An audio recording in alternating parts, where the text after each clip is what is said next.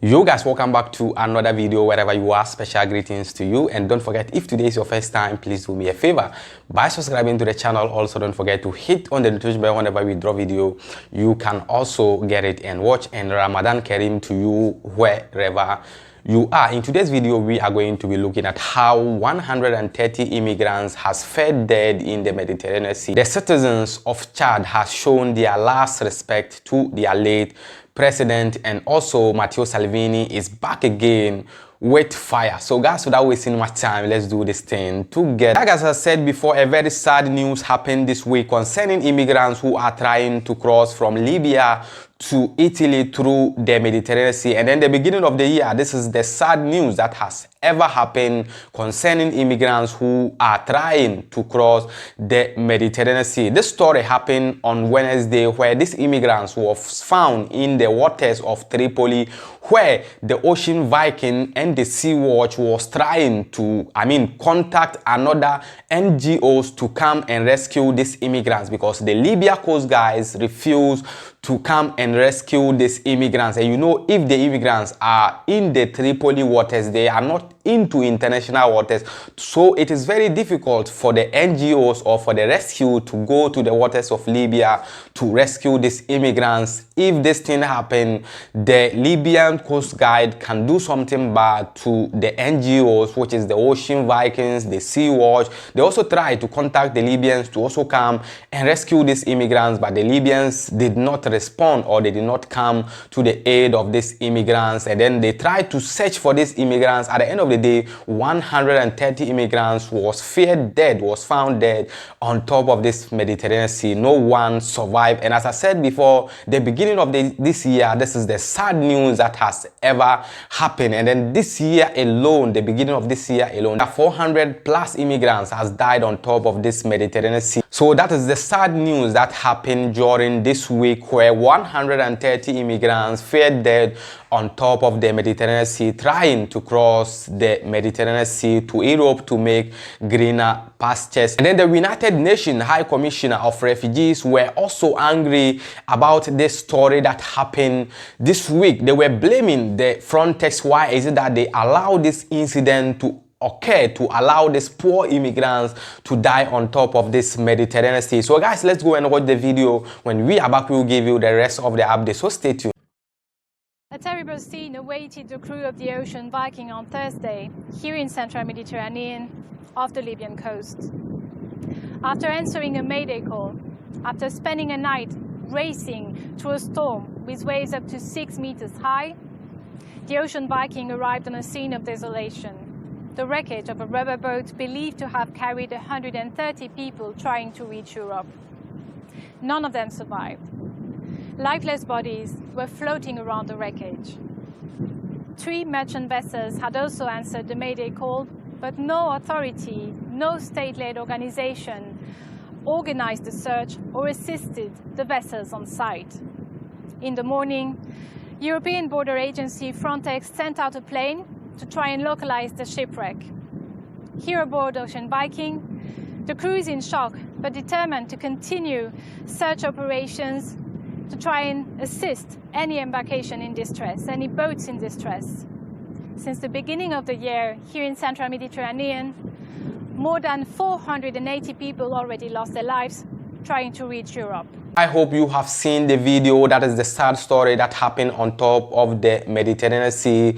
Rest in peace to all these immigrants who lost their lives on this Mediterranean Sea, and rest in peace to all gone souls. And now let's move on to the next story. The citizens and some dignitaries have shown or have paid their last respect to the late president of Chad, who was Idriss Deby. This man has been in the States, or has been ruling Chad for over 30 years. For the last 30 years, he has been president for 5 consecutive times, and the 6th one was just recently, and this man was found dead when he, met the military, and they decided to, kill this man over there. It's not easy. As I said before, this man has been ruling for 30 years in Chad without any vice president. Guys, this is very crazy, and some citizens are saying this man is a dictatorship government. Why is it that you can be in a presidency without your vice president or without having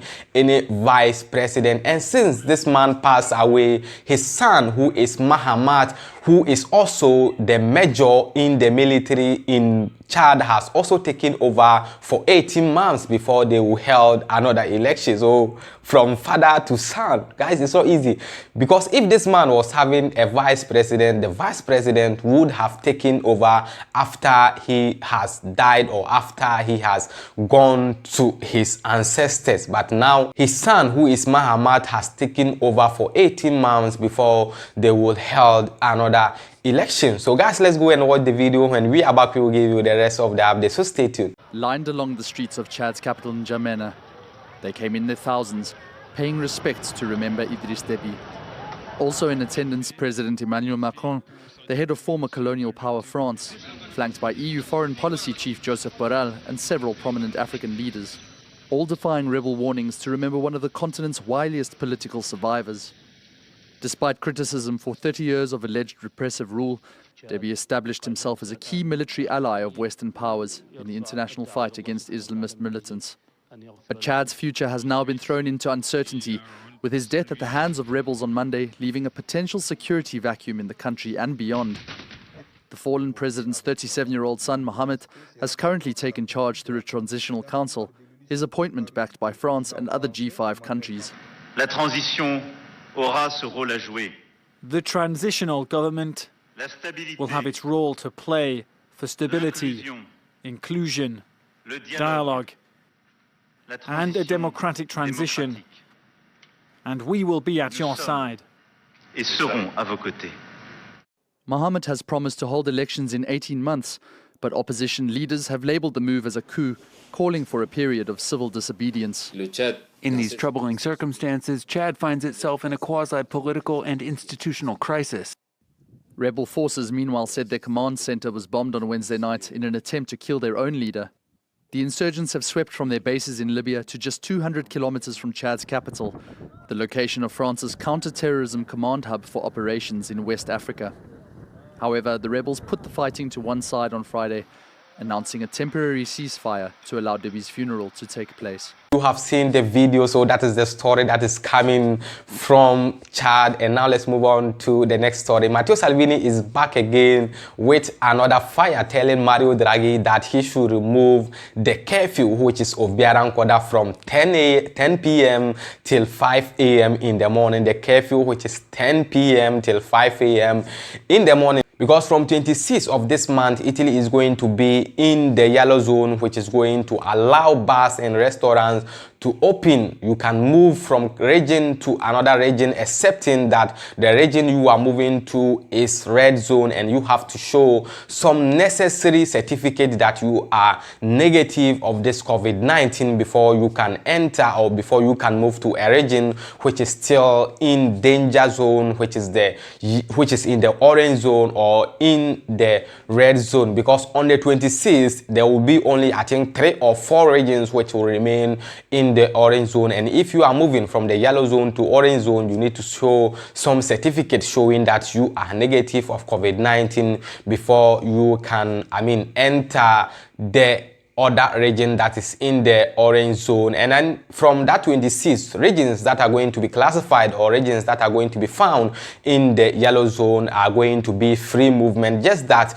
the corporate focal, which is the curfew, that is going to be that is going to be on 10 p.m. till 5 a.m. in the morning, that Matteo Salvini is not going to, or is saying they are not going to agree with that 10 p.m. till 5 a.m. in the morning. Why is it that you have the free movement in the afternoon, but the evening it will just end at 10 p.m. that you cannot do anything again? So he trusts Mario Draghi, but for this 10 p.m. till 5 a.m. curfew, they are not going to allow. They are still going to fight for it so that they will leave or they will remove the corporate focal, which is the curfew, and then the free movement will continue from morning till morning. So Aka 24, that is 24 hours. So that is what is coming from Matteo Salvini, as he is saying they are going to still fight for the curfew to remove, or they should remove the curfew so that everybody can do free movement from morning till evening, from morning till morning, the way you want it. So guys, let's go and watch the video. When we are back, we will give you the rest of the update. So noi stiamo lavorando per curare e restituire lavoro e libertà agli italiani. Io penso che un alleato fedele, rispettoso, onesto, abbia il dovere di dire al suo collega se qualcosa non va. Questo è un decreto che tiene tutto fermo. Sul no al coprifuoco, sul sì al lavoro, con protocolli di sicurezza, sul ritorno alla vita, sul ritorno al commercio, sul ritorno alla normalità. Sono tutti d'accordo, comuni, province, regioni, sindacati, associazioni di categoria. Non si capisce perché si debba perdere un altro mese. Quindi contiamo, e su questo stiamo lavorando, di poter votare con convinzione il prossimo decreto che entro 10-15 giorni porterà in Consiglio dei Ministri, se la situazione sanitaria migliorerà come sta migliorando, delle riaperture. Che senso ha il coprifuoco alle 22? Nessuno. Che senso ha mandare centinaia di persone dentro un cinema ma impedire che 2 persone possano bersi un caffè al bar o mangiarsi una pizza al tavolo? Non ha nessun senso scientifico. No, l'accordo era sulle riaperture. Poi se mi dici che possono riaprire i ristoranti all'aperto in un mese in cui mezza Italia ha le temperature sotto zero, diciamo che è un accordo abbastanza bizzarro. Cioè posso andare al cinema ma non posso andare con 300 persone al cinema, non possiamo andare io e l'istruttore in palestra. Non ha senso, non ha senso. Allora sarà rimasto sul coprifuoco alle 22, non alle 23? No, di coprifuoco non si era assolutamente parlato, il coprifuoco non ha nessuna ragione scientifica.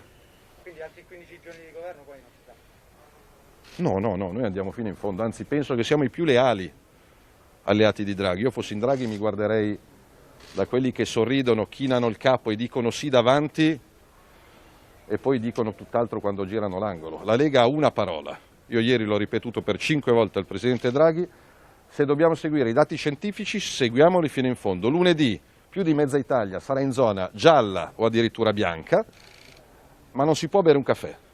Non c'è nessun dato scientifico che sostenga questa che è una chiusura ideologica. Ripeto, io ho fiducia in Draghi, ne ho di meno in altri ministri che sono per le chiusure a oltranza per scelta ideologica e non politica o scientifica o sanitaria. This is coming from Matteo Salvini about the curfew or the Obiaran Koda in Italy. And this is the update I have for you guys today. The name still remains Official Cracker on YouTube, Official Cracker on Facebook, Official_Cracker1 on Instagram. If you have any question, you can drop it over there and we will give you the reply over there. But guys, do me a favor, you know I have left YouTube for some days now. Please, if you get the video, just try to share the video for me, like the video so that YouTube will know that I have come back again. Guys, we have come back again and we are going to try to give you the update that is happening day in, day out. Till we meet again in the next video, please stay safe and stay blessed. Peace out.